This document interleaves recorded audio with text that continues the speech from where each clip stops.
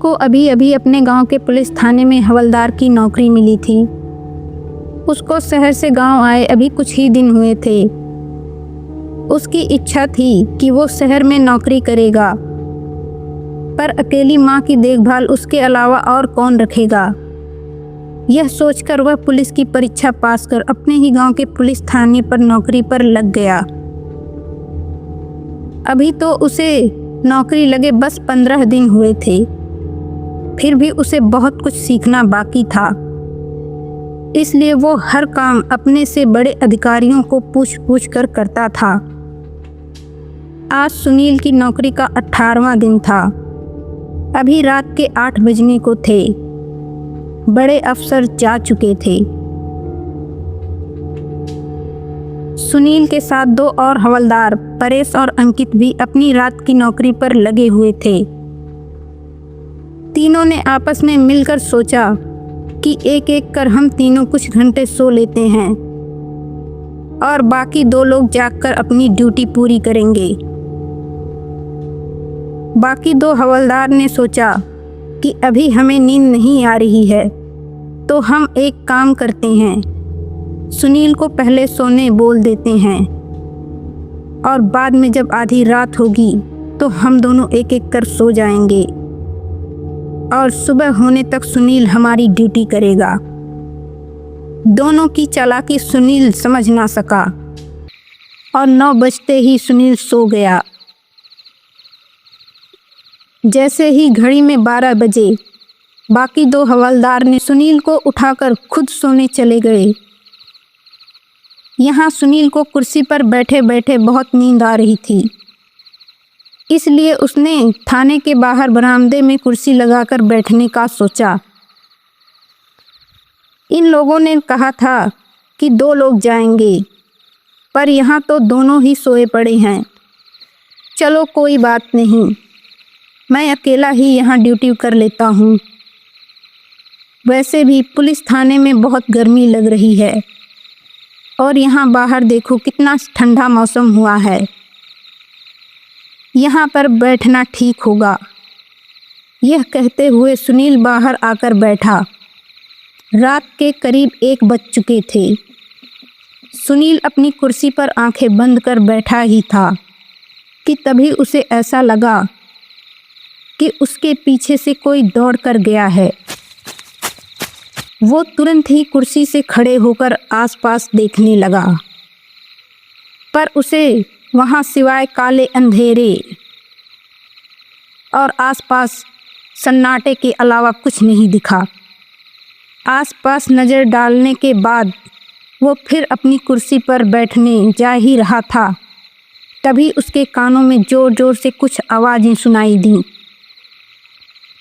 आवाज़ सुन रहा था जैसे कोई लोहे का दरवाज़ा ज़ोर ज़ोर से पीट रहा हो।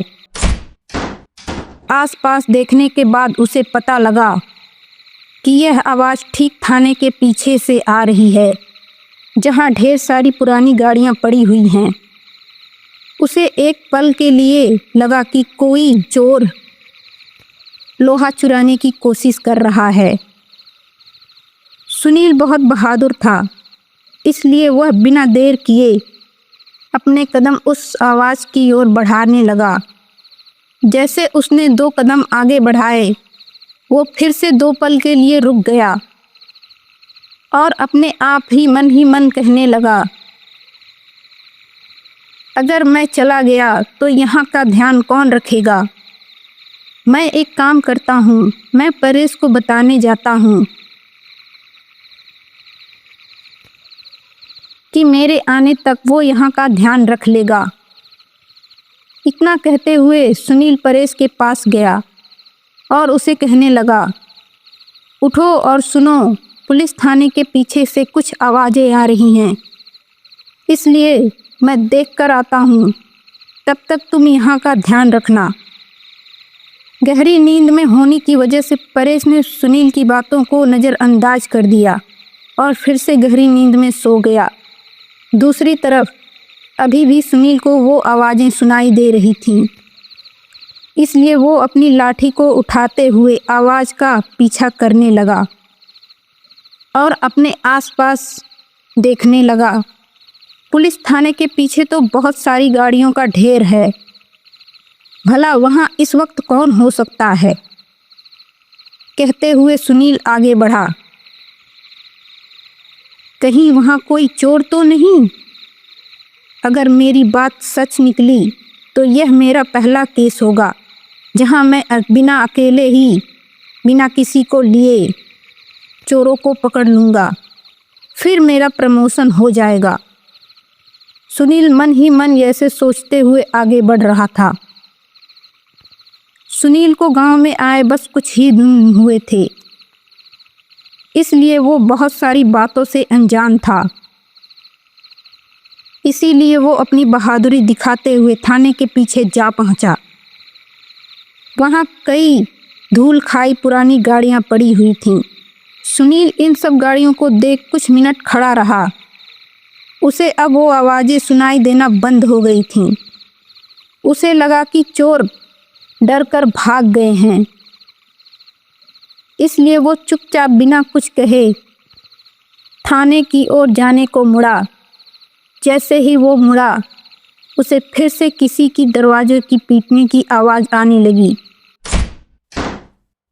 जैसे ही वो पीछे की ओर मुड़ा, वैसे ही आवाज़ फिर से बंद हो गई।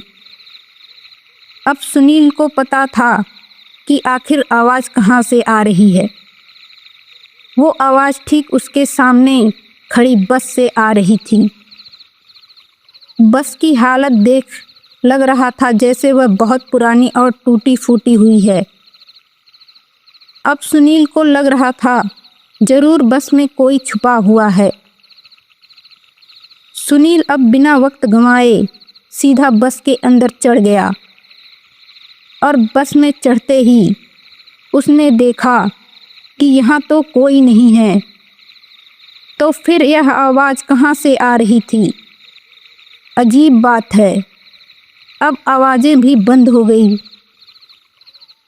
यहाँ वहाँ देख जब सुनील बस से नीचे उतर रहा था, तब उसकी नज़र बस की चाबी के छल्ले पे जाती है, जो अब भी बस में ऐसे ही लगी हुई थी, जैसे कि अभी भी कोई बस को चला रहा है।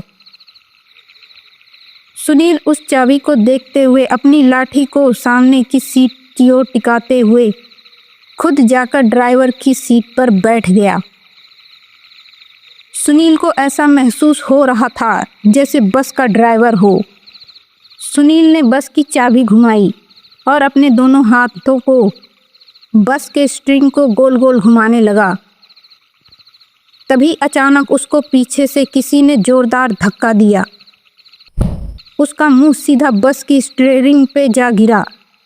जैसे ही वो अपने आप को संभालते हुए पीछे की ओर मुड़ा, वैसे ही जोर जोर से बस का हॉर्न बजने लगा। सुनील पूरी तरह से डर गया। उसे एक पल के लिए समझ में नहीं आया कि आखिर ये सब क्या हो रहा है। बंद पड़ी बस में भला हॉर्न कैसे बज सकता है? सुनील आगे कुछ समझ पाता उससे पहले उसे बस की आखिरी सीट पर किसी बच्चे के रोने की आवाज़ आने लगी। सुनील जान गया था कि अब इस बस में कुछ तो गलत है। फिर भी वो अपने डर को नज़रअंदाज कर बस की पिछली सीट की ओर चल पड़ा। धीरे धीरे अब रोने की आवाज़ तेज हो रही थी। जैसे ही सुनील बस के पिछली सीट पर पहुंचा, उसे वहां एक स्कूल ड्रेस में बैठा लड़का दिखाई दिया, जो बस की खिड़की से बाहर देख रहा रो रहा था। सुनील ने बच्चे को देखते हुए कहा, तुम इतनी रात को यहाँ क्या कर रहे हो? अब उस बच्चे ने रोना बंद कर दिया था। वो धीरे धीरे सुनील की ओर देखने को मुड़ने लगा।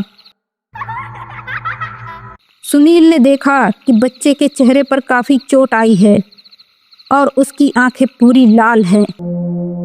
अब सुनील को बहुत डर लगने लगा था।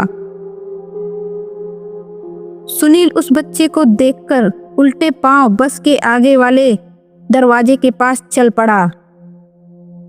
तभी उसके पैर के आगे किसी ने अपने पैर बिछाया और फिर वो धड़ाम से बस के बीचों बीच गिर पड़ा। जोर से गिरने की वजह से उसके सिर पर चोट आई। सुनील अपने सर पर हाथ रखते हुए थोड़ा बैठने को हुआ कि उसे लगा जैसे उसके पीछे कोई दबे पांव चल रहा है। जैसे ही वो धीरे से पीछे मुड़ा, उसके सामने एक और बच्चा वही स्कूली ड्रेस पहने उसकी ओर आ रहा था। सुनील यह देख बिना खड़े हुए पीछे की ओर बैठते हुए खिसकने लगा। अब वो बच्चे एकदम सुनील से बस से थोड़ी ही दूर पर थे, पर सुनील के आसपास अब जगह नहीं थी। पीछे खिसकते हुए वो बस की पिछली सीट से टकराया। जैसे ही उसने खड़े होने की कोशिश की, तभी उसके सामने खड़ा बच्चा तेज भागते हुए सुनील के गले पड़ गया। सुनील को उस बच्चे की नुकीले दांत साफ साफ दिख रहे थे, जो सुनील का खून पीना चाहते थे। सुनील उस बच्चे का मुंह अपने दोनों हाथों से दूर करते हुए चिल्लाने लगा, परेश, अंकित, मुझे बचाओ, कोई तो मदद करो मेरी। पर वहाँ सुनील की आवाज़ सुनने वाला और कोई नहीं था। सुनील से उस बच्चे का भयानक चेहरा देखा नहीं जा रहा था। वो जान गया था कि यह कोई प्रेत है जो उसका खून पीना चाहती है। सुनील ने अपनी आंखें बंद कर ली। तभी उसकी आंखों के सामने उसकी बूढ़ी माँ का चेहरा आने लगा, जो उसकी राहें ताक रही थी। अब सुनील ने सोचा कि अब वो इस तरह डरेगा नहीं।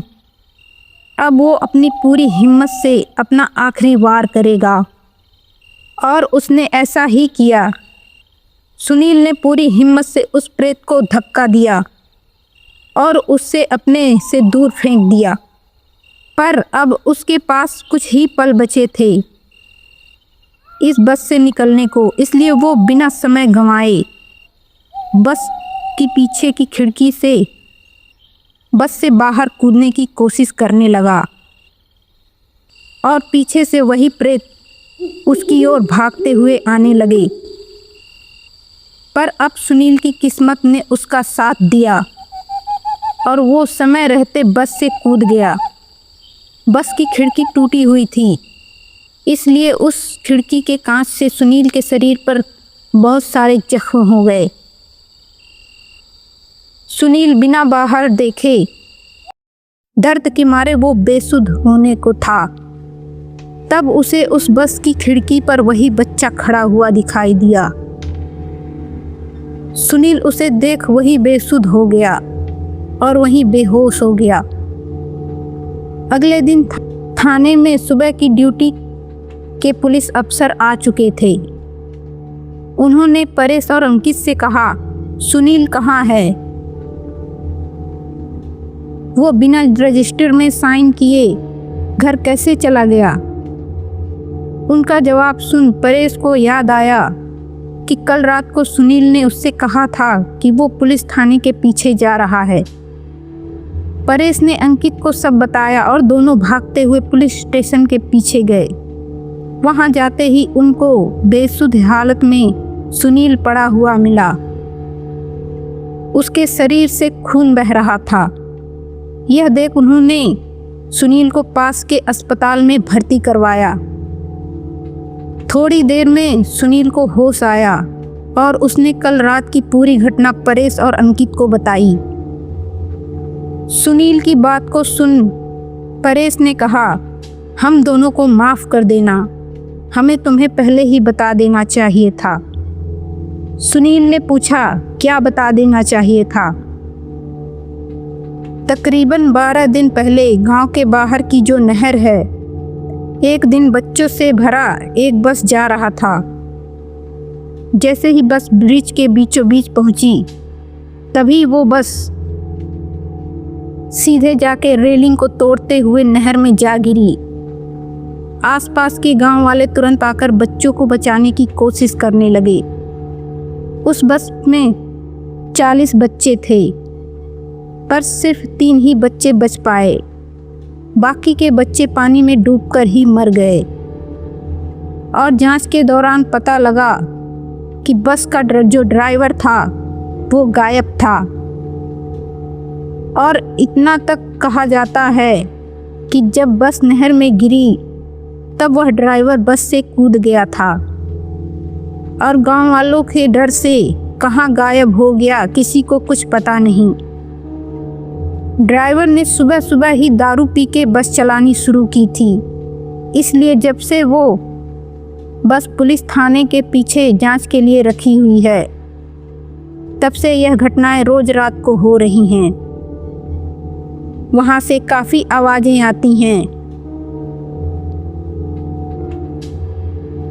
जैसे वो बच्चे बाहर आने को दरवाज़ा पीट रहे हों और बस में आने वालों पर हमला करती हैं।